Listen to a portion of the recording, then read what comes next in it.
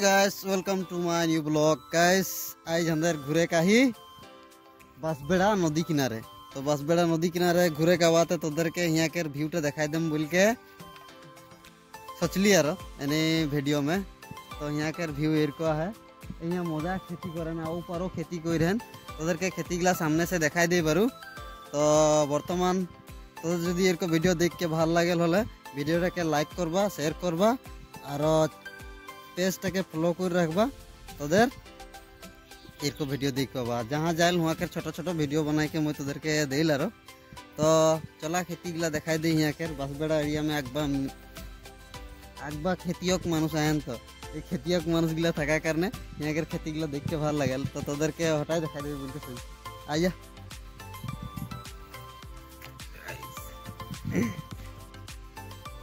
guys यहाँ के खेती गला दिखाई देती ये कि बढ़िया बंधा कोबी लगे गला बंधा कोबी एर को खेती करन यहाँ के देख लो यहाँ बहुत दूर तक लगाला है पूरा यहाँ से हुआ तो दुई पुड़ा हो जाए गाइस है आलू और मूला और आज सालगुम ये चो दिखाई देती ड्रेन यहाँ एक ड्रेन है पानी उठाए कास्ते यहाँ के पानी नदी के पानी यहाँ आवेल यहाँ के पानी खेती में दिन